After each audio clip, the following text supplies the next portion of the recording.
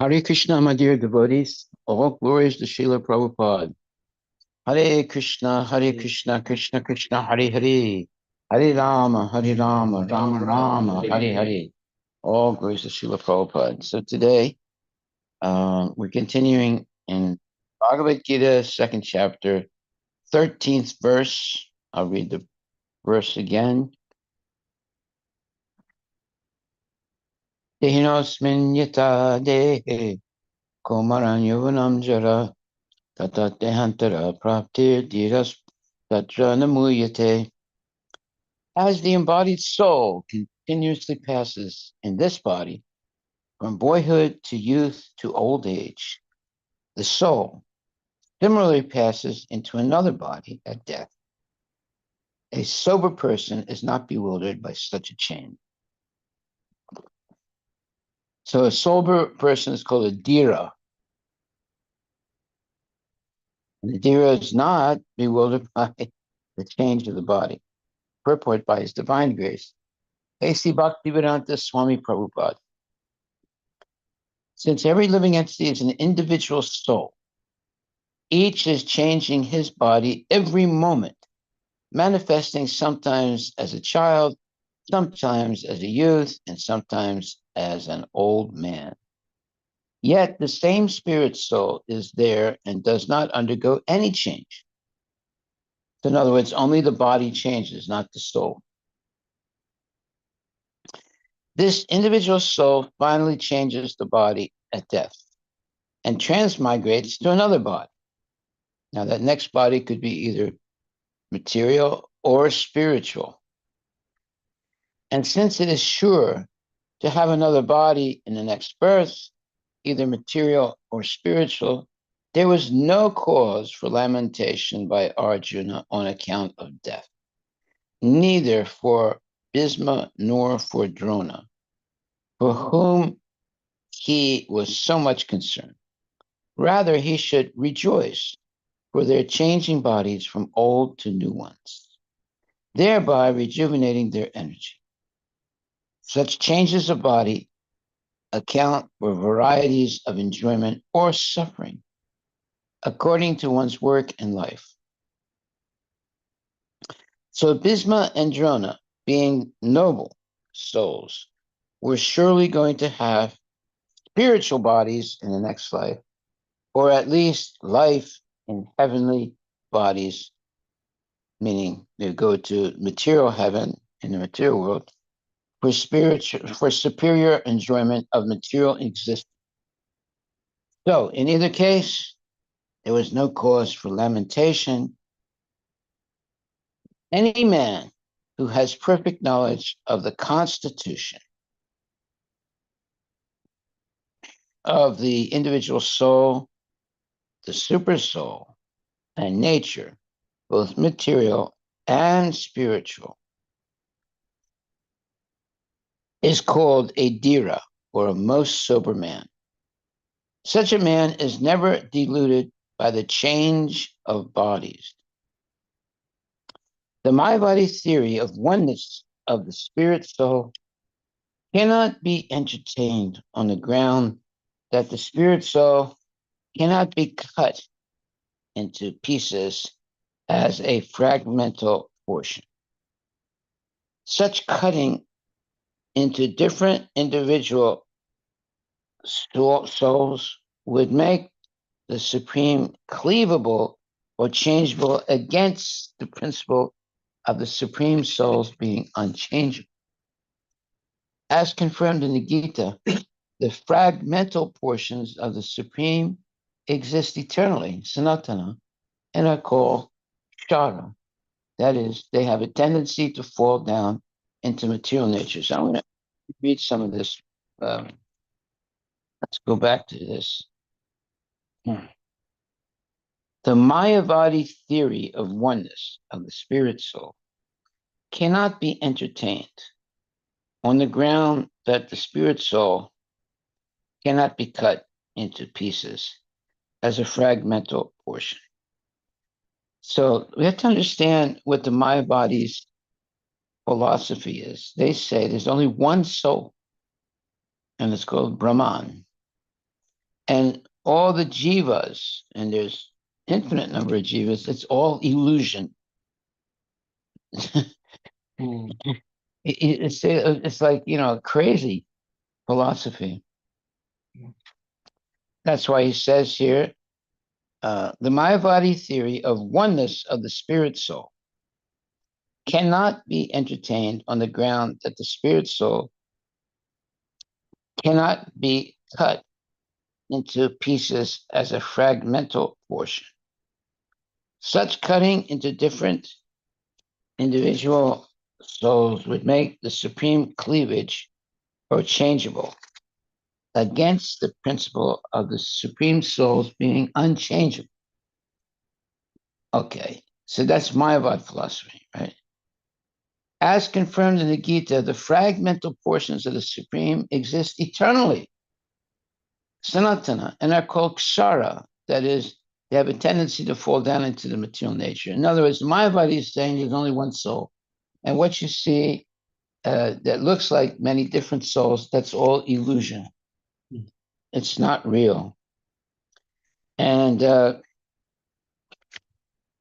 but the Vaishnavas say, look, every living entity has an individual soul, and the soul is eternal. So how can you say it's an illusion? It's not an illusion. And there's only one soul? No, there's infinite number of souls. As confirmed in the Gita, the fragmental portions, meaning the souls of the Supreme, exist eternally, sanatan, and are called kshara. That is, they have a tendency to fall down into material nature. These fragmental portions are eternally so, and even after liberation, the individual soul remains the same. Fragmental, meaning it keeps its identity as an individual soul. It doesn't merge into the Supreme Personality of Godhead and disappear, right? These fragmental portions are eternally so, and even after liberation, the individual soul remains the same, fragmental. But once liberated, he lives an eternal life in bliss and knowledge with the personality of God. The theory of reflection can be applied to the super soul who is present in each and every individual body and is known as the Paramatma. Okay, so when it says the theory of reflection, what does that mean? It means that, let's say you have, a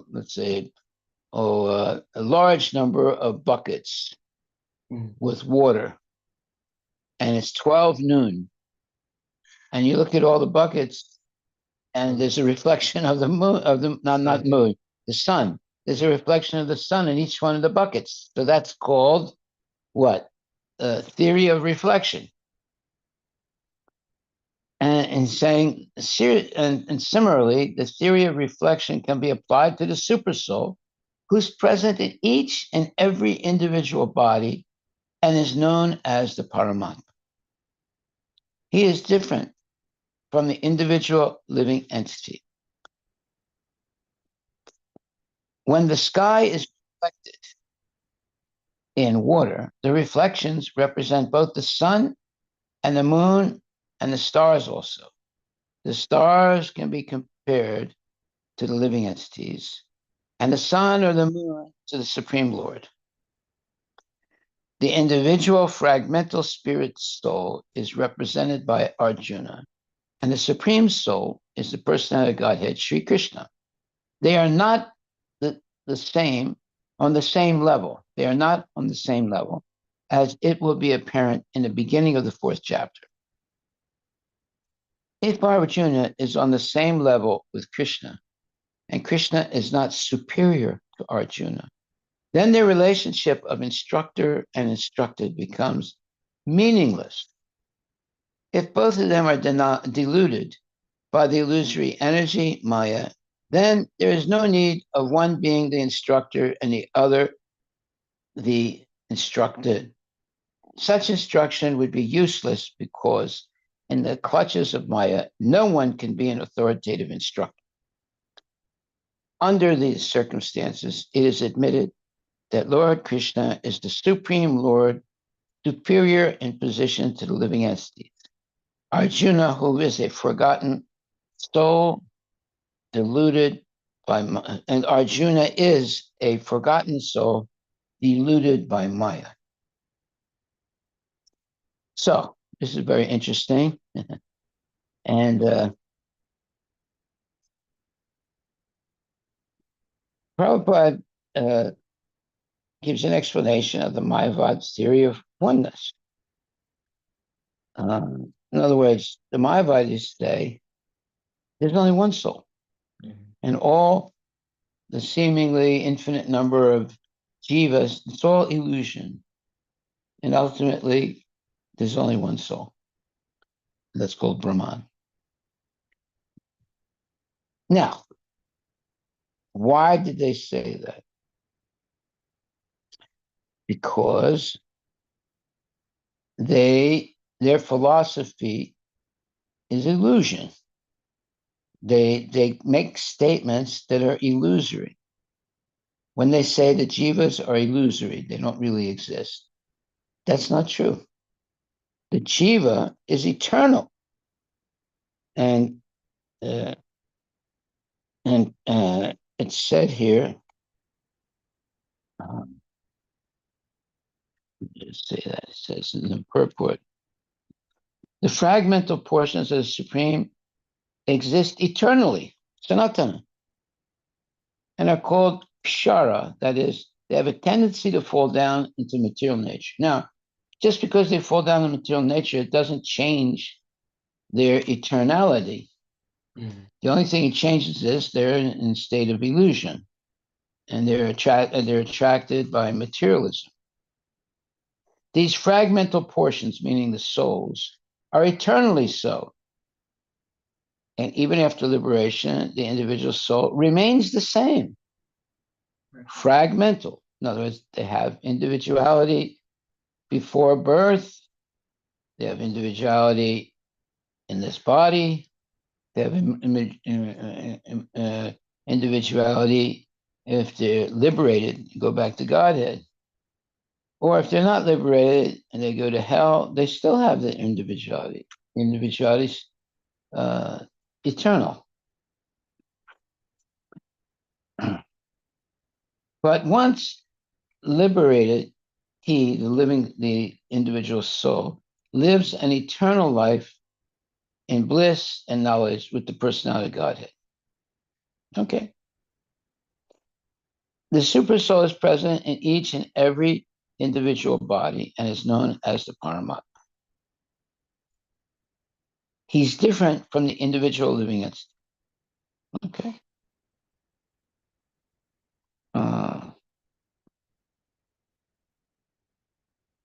If Arjuna is on the same level with Krishna,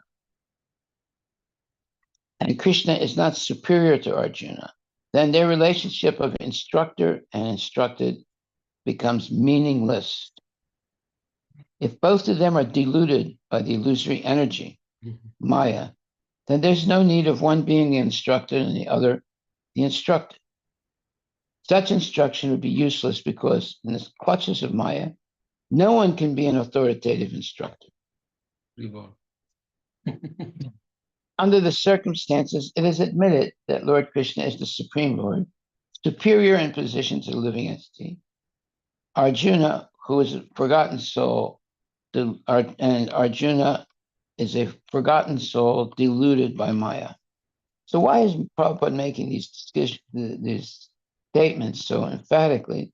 Because the Mayavadis say that there's only one soul, and all the different souls or jivas that you see, that's all the illusion, and ultimately they all merge into the Brahman effulgence, and they become one.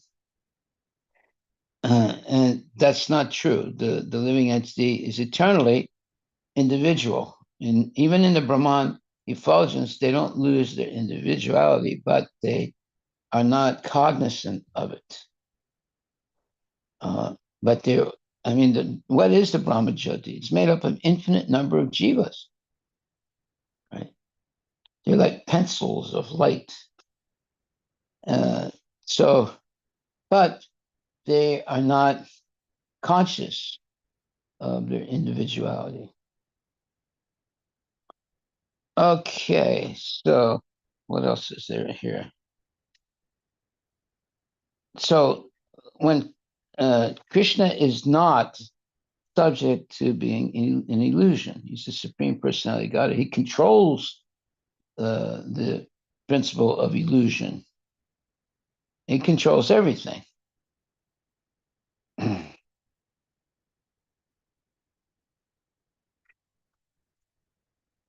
So Prabhupada says the Mayavadi theory of oneness of the spirit soul cannot be entertained on the ground that the spirit soul cannot be cut into pieces as a fragmental portion.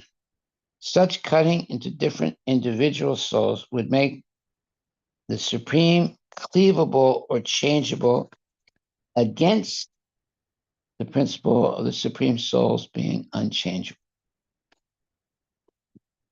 That's the Mayavadi philosophy. It's not Krishna consciousness. In other words, they say it's not possible to cleave or cut the supreme, the supreme soul or the one soul. But what the Mayavadis don't understand is that every living entity is an individual, and it has an individual soul that's part and parcel of God. That's a very fundamental principle of Krishna consciousness. So that means that the jiva, every one of us, are part of Krishna. And when it says parcel, that means, but we remain individuals connected to the Lord, but we don't lose our individuality. This is impossible for the Mayavadis to understand. They think that the super soul or the supreme soul cannot be cut into pieces or cannot be cleaved, as they say. But what they don't understand is that Jiva is eternally existent as an individual. And eternal, something that's eternal, they're eternal in the past, they're eternal in the present, they're eternal in the future. And these are things that the Mayavadis don't accept, they don't understand. Okay, so now, if there are any questions, you can ask them now. If not, yeah, a question. Okay, you have a question. Speak loudly so people can hear you. It will pick up. You can speak. Yes. I can make the code. Speak. Pick it up. Yeah. That one is right. Yeah. So Hare Krishna Maharaj. Yeah. So as we learned or discussed that in Brahma Jyoti, our soul and then super soul both are not super soul. Brahma the Jivas are like a pencil of light, right? So they are individual, but Mayavadi is saying that they merged into this Brahma Jyoti. Well, it's like this. It's like this. There's an airplane. You're at the airport, on the roof of the airport, and your friend is in an airplane. And you see the airplane take off, and it gets higher and higher and higher, keeps going farther away. All of a sudden, it disappears. Mhm. Why? Because your vision is limited. Yeah, limited. Right? Yeah. Does that mean that the airplane disappeared and all the people disappeared? No, they're still there. It's just that our vision is imperfect. Yeah. So Maharaj, I'm just need some clarification here. So I understand that suppose these two think about it like all these individual soul jivas come together. Yeah. But they are not forming the Brahma Jyoti. They are into Brahma Jyoti. But what is the original Brahma Jyoti? So let's say nobody is there in Jiva. So what would be there? No, you can't say that. Jivas are immortal. No. I'm saying, say, for example, if we bring small particles and you form a ball. Like so, for example. And So- that's the material view, right? But that's what I'm saying. In the spiritual, for the Brahma Jyoti, right? We think that it's the effulgence of Krishna. But it's made up of eternal souls, souls. right? If we think that there is no source, for example, there. It's not possible. Okay. That's not possible. It's like sun and sunlight. Can sunlight exist? It's always going to be souls. Yeah, it's going to be so. Why? Soul is eternal. Yeah. Now it's eternal in the past, it's eternal in the present, and it's eternal in the future. But it could be in the Golok also, right? So our original is with the Krishna. So let's say three entities, right? Yeah, but it says here that as confirmed in the Gita, fragmental portions of the Supreme exist eternally, Sanatana, and are called Kshara. That is, they have a tendency to fall down into the material nature. That answers your question. Yeah, they have tendency to fall down material existence. But my understanding was like as jivas, we always our eternal position to begin with Krishna, right? Then we fall down. Let's say, Yeah, we fall down. So in that case, if the original, if we are to think about that, right? So there will be everybody is at Krishna, and then maybe at certain point we. only a minority of jivas fall down. Okay. The majority whatever, never fall down. Yeah, whoever fall down, that's fine. But originally, let's assume that everybody was with Krishna, which is I think right. So everybody was with Krishna. Yes. And then some of them might fall down. Yeah. But if we assume that condition of everybody is with Krishna, then what would be the Brahma Jyoti? That is my one question. Brahma Jyoti. And the second question I have is, when I don't know why Prabhupada is giving the example of the reflection here, because reflection is the kind of a reflection of the original entity. For example, if we are saying No, he's giving the example of reflection to so you understand that the super soul is in the heart of every living entity. Now, let's say you put an infinite number of buckets of water on the ground, and it's a very sunny day, and at 12 o'clock, you look in the bucket, and it looks like the sun is there. That's the principle of reflection. Yeah. But then Prabhupada giving example here for Paramatma, which is everybody's heart. Yes. As a reflection of what? Original. So when I said, okay, I'm trying to understand this. So when we say reflection of sun, means we know sun. So when we say reflection of sun or moon in the water, that means we have original sun and moon in the sky, and this is the illusion, which is a reflection. Now Prabhupada is saying here, Paramatma in the individuals are the reflection. It's not an illusion, but it's temporary. Okay, yeah, temporary. But if what is the reflection? So we have, maybe if I'm not understanding, please help me. So in this very line, Prabhupada is saying that Say the exact. when the sky is reflected in water, yeah, the reflections represent both the sun and the moon and the stars also. The stars can be compared to the living entities. So the stars can be compared to the living entities. But reflection, I mean, the reflection of the stars is a living entity, right? That's what Prabhupada was saying here, that the living entities are the reflection of the stars, comparing with the reflection of the stars. And stars can be, reflection of the stars can be compared to living entities. Means our living entities are the reflection, something, to original something. Now, let's see. That's what. 1 second. That's a good question. Just 1 second. First of all, you have to understand, living entities are eternal. Yeah. They're not temporary. Right. And they're eternally fragmental portions of the Supreme Personality of Godhead. Right. They're one and different than the Okay. Lord, right? Because they're part and parcel. So it means they're part, but parcel means they also have individuality. Right? Mhm. So, but once liberated, he, the jiva, lives in eternal life and bliss and knowledge with the personality of Godhead.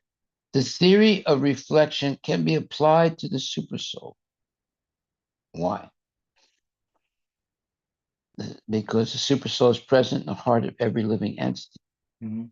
Just like if you have, 5,000 buckets of water at 12 o'clock, you would see a reflection of the sun in all those buckets. Right. So that's the theory of reflection. Yeah. In the same way, the super soul is in the heart of every living entity. Yeah. Okay, so it's what you would call an analogy, Right.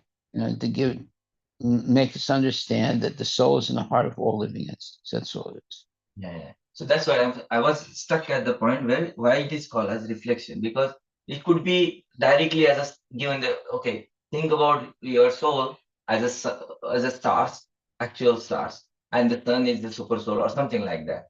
But Prabhupada is specifically saying that it's a reflection. So when is the reflection is not comparing the soul directly to the stars, but he is comparing the souls with the reflection of the stars, reflection of the sky, which has stars and this thing. So it's originally there, but here is reflection. So if this is the original for us, soul is considered as a reflection of something, then what is the original? That's No, what we are no, having. no. Actually, the reason why Prabhupada gave this case reflection example is Mayavadi used the analogy of reflection, saying that, as Maharaj said, like the buckets, and but then the moment you merge the water, it's this one. So that's the kind of analogy they say. Okay, if you get rid of all your buckets, which is bodies and minds, then your consciousness gets merged. So that is the analogy they give. Prabhupada is saying that theory of reflection can be applied to Paramatma only, but not to the Jivatmas. So, and he's distinguishing between Paramatma and Jivatma, saying that Paramatma is one. Yeah. But he's present in everybody's heart. Yeah. Whereas the Jivatma, on the other hand, is not one. It's infinite, and at the same time, they're eternal. Yeah. And they're fragmental. So they cannot be merged. Right. So that distinction is why he's used that analogy. That's my understanding. Is that correct, Maharaj? Yeah. So, yeah, I mean that I understand, like individuality of the souls. Paramatma is appear to be individual in everybody's heart, but it's still one. Yeah, Yes. that is clear. The only thing confused me is the reflection. So why it is like it could be given that analogy directly in terms of stars, moons in the sky, right? It's part of it still like individual, but it is not compared directly, or it doesn't give that he didn't give the analogy directly, taking the example of sky and the stars and moon in the sky and comparing that. He's comparing the reflection of that into this. So that is where I get confused. But No, but you have to understand, it's giving an example to help understand that the Paramatma is present in the heart of every living entity. So he says the theory of reflection. So what's the theory of the reflection? So on a sunny day, if you have a whole bunch of buckets of water and it's 12 noon, you would see a reflection of the sun in every bucket, but the sun is not in every bucket, right? yeah. But the difference is that the super soul is in the heart of every living entity, just like it seems as if the sun is in every bucket. Mhm. That's all. It's just trying to give the understanding that the soul. There's another Maharaj, one idea is that another why it makes sense is that because Krishna is still in his abode, but at the same time, he is in everyone's heart, As Paramatma. right? So as Paramatma, which gives that analogy of reflection, because he's independent, but at the same time, he's everywhere. Whereas Jivatma, either you're here or you're there. Yeah. But Right, here there is- Brahman is a reflection of everything. A reflection of sun, stars, moon, and sky. The whole sky is reflection. Our Jiva is reflection of the Paramatma. That's Yeah. how it's giving. Now here example it tells about the reflection of the sky. No, he just said the theory of reflection can be applied to the super soul. No, when the sky is reflected in water, the reflection represents both the sun and the moon and the stars also. The stars can be compared to the living entities and the sun or moon to the Supreme Lord, which is maybe a Paramatma or Super Soul. He's not saying that the sun and the moon are simultaneously Yeah, reflected. Yeah. And then one more question. Yeah. I mean, I learned Bhagavad Gita 10 years and now again I have questions. So, yeah, that's the beauty of Bhagavad Gita. Every time you read, That's all right. Ask your you get question. a new. So,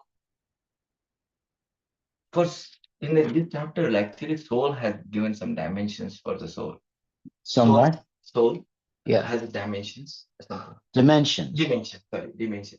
But when we say super soul is also sitting, I think super soul dimensions are there or not? Super soul is smaller than Yeah, that. but that dimension is not mentioned or defined anywhere, right? Just curious, No, it like if they is. have It is.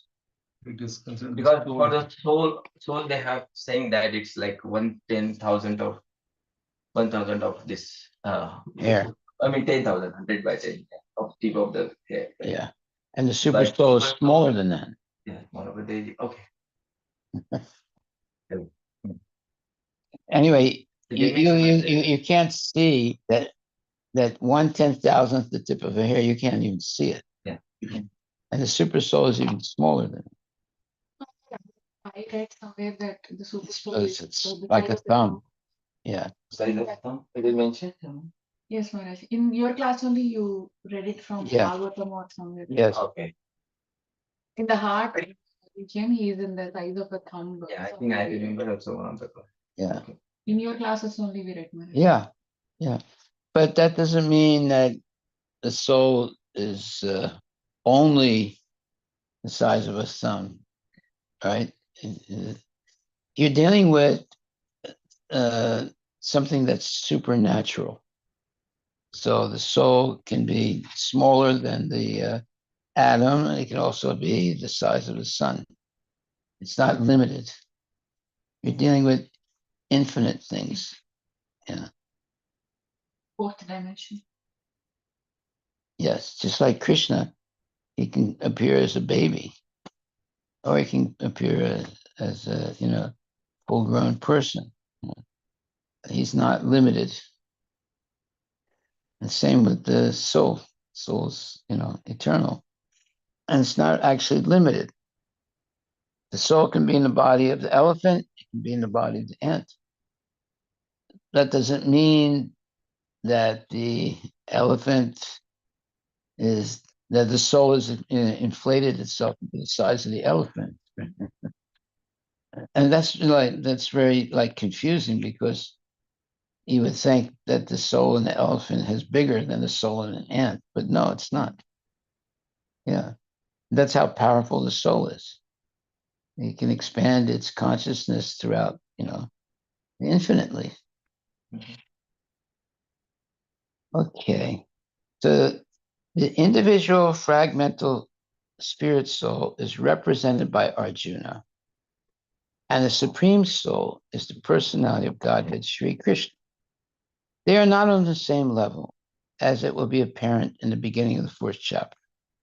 If Arjuna is on the same level with Krishna, and Krishna is not superior to Arjuna, then the relationship of instructor and instructed becomes meaningless. If both of them are diluted by the illusory energy Maya, then there's no need of one being the instructor and the other the instructed. Such instruction would be useless because in the clutches of Maya, no one can be an authoritative instructor.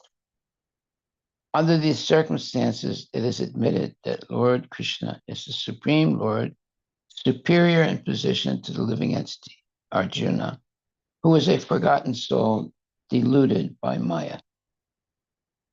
Okay, so that sets the stage for the rest of the Bhagavad Gita. Now we know that Krishna is the Supreme Personality. Got it? Arjuna is not like a ordinary jiva. Right? They're not equal at any stage. All right, let's go to text 14. Much okay, time is ended. Yeah. Oh, okay. So are there any other questions? Hare Krishna, any questions online?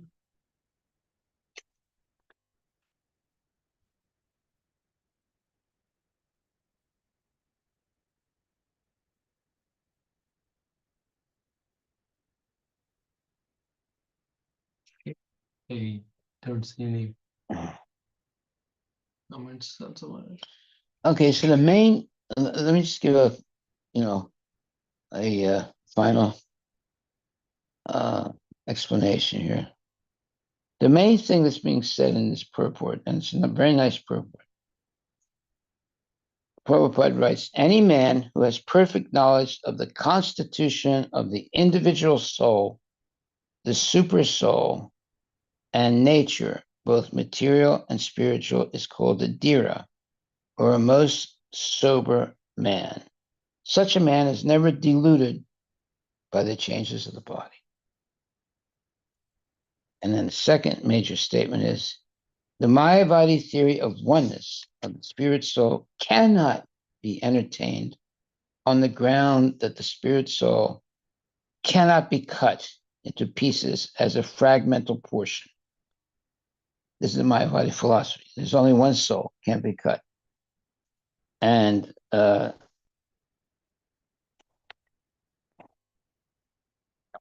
such cutting into different individual souls would make the supreme cleavable or changeable, against the principle of the supreme souls being unchangeable.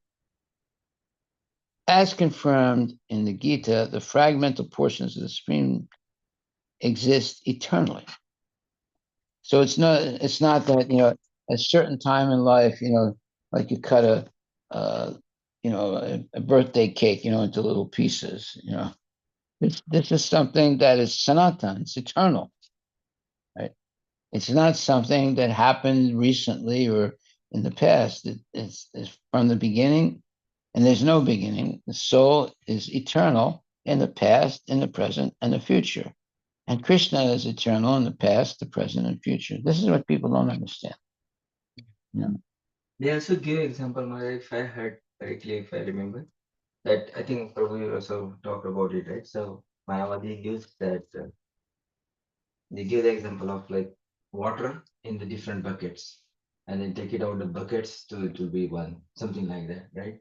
Is that example? I think I heard this example some people are giving for Mayavadi, that they're just a bucket. But ideally, if you see, There's much better example than Mayavadis. They use the example of a bubble in the water. bubble in the water. Yeah, but it's coming up to the surface of the water. But when it comes to the surface of the water, Yeah. it explodes into the big sky and becomes one with it. Yeah. So it only looks like it's the individual when it's underwater, but when it comes to the surface, it merges into the sky. So they use examples like that. It's not a bona fide example. Yeah, I know, but yeah, but this is definitely can be argued, the one with the buckets or something, because ideally you are partitioning them to different bucket, because bucket is the one which is partitioning the water into different. So ideally you are cutting that. If the one side they are saying okay you can cut, and they are actually cutting into different parts in by using the buckets. But anyway, I don't think that. So I No, you have to understand the word sanatana. Jivas are sanatana. They were eternally. Yeah. We've all been eternally existent Yeah. as part and parcel of the Lord. Part means we come from the Lord and we're part of the Lord. Parcel means, but yet we have individual, and this is the theory of oneness and difference. Yeah. Oneness and we're one with the Lord, and we're Achinta different. Veda Veda. Achinta Veda Veda. And everything in the material world is achintya veda veda tattva. Yeah. Everything. Yeah. Exactly. Yes. Yeah. Okay, then we can sleep on this tonight. Achintya veda veda tattva. I think yes, we can apply this to everything. Yeah, you can apply it to everything in the material world and the spiritual world, both. A one and different.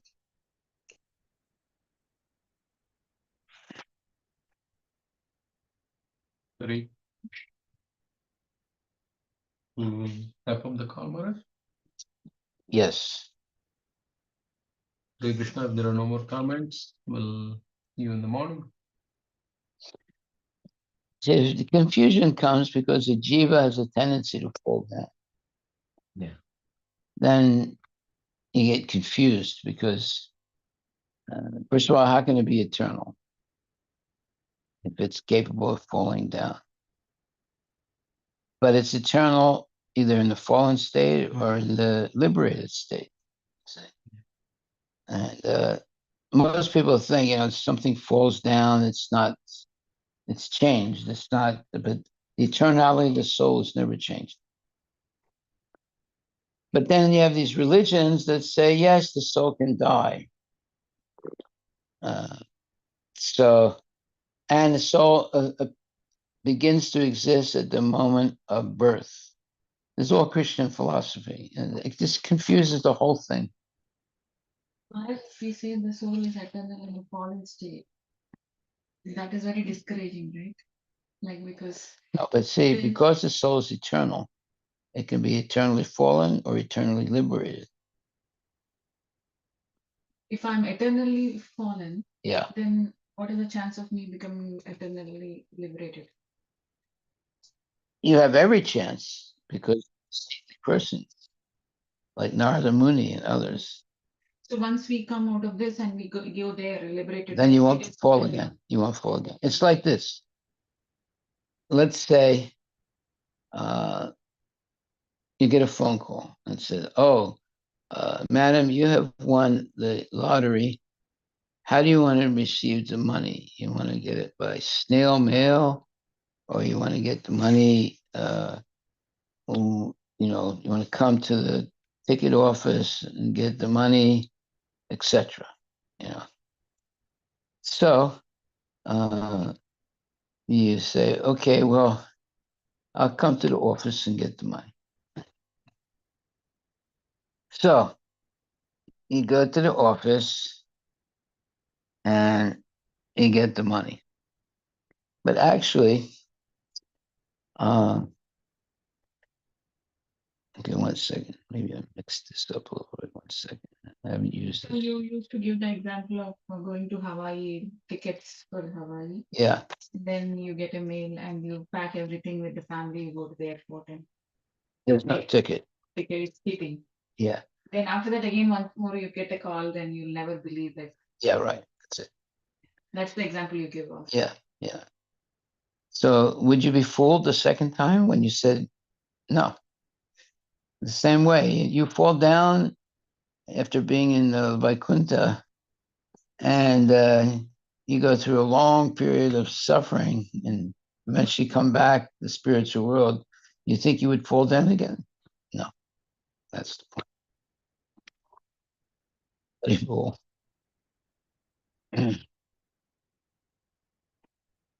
Yeah, next time someone says, "Oh, well, you want a free ticket to Hawaii? How do you want it? Like this, like that?" You go to the ticket office, and there's no ticket there. You were cheated, right? So you get another phone call. It's, "Oh, you won the ticket again. How do you want it?" You just hang up. You say, The whole thing is a hoax. You can't be cheated twice unless you're really an idiot, But most people, even the idiots, they can't be cheated twice, You have to be careful. But what happens is today there's new and more subtle forms of cheating. Let's say, like I remember Don one point with this is a long time ago. He called me and said, "Oh, Harivilas, I'm going to be able to build your temple for you." And I said, "Well, how's that, Don?" He said, "Well, I just started this new thing with this company, and I can make 100% every uh, every month." I said, "That's impossible." I said, "What do you mean it's impossible? They're promising that." I said, "Don't believe it." I said, "If it doesn't, if it's unbelievable, don't accept. If it's too good to be good, then don't do it. Yeah. But they're cheating. But he didn't believe me, so he invested, and the first month he got 100% back. His investment plus 100%. And then he got so excited, he took all the money that his mother was saving over years and years and invested again second time. And second time, the month was over, and the company said, "Well, we have a little problem here because we're investing uh, uh, in foreign currency. Bush changed some rules, so there's going to be a little delay in getting the 100%." Catchy. And then month after month, it was all Bush's fault, right? But then, finally, Don realized that he had been cheated, and he lost his money and his mother's money. But the first time he put his money in, he got 100% back. Like a bait. Oh yeah, big time, big time. So if it's too good to believe, don't believe it. Right? And I told Don, I said, when he called me up and said, "Oh, I'm going to build your temple for you," I said, "How is that?" And then he explained, I said, "If it's too good to believe, Don, don't believe it." I said, "They can't do this." He said, "Well, how do you know that?" I said, "It's not that I know that. It's been done so many times in the past. It's not stuff. It's not new. Maybe the words or the way they present it seems to be new, but then nobody's going to give you 100% every month." Said it's impossible, and he just went ahead and did it, and took everything. He took his mother's money, took his money. He was completely broke. He had to start all over. It took him years to save that money, and of course, it took his mother longer to save that money. It was all gone. Now, how is that? Well, uh, they paid for free ticket to Hawaii, so he could come to a seminar. And the seminar, they had the hotel free and the food free. So it was a royal scam. Haribo Prabhu. Oh, Haribo, accept my obeisances, Prabhu. Hare Krishna. How are you, Haribo?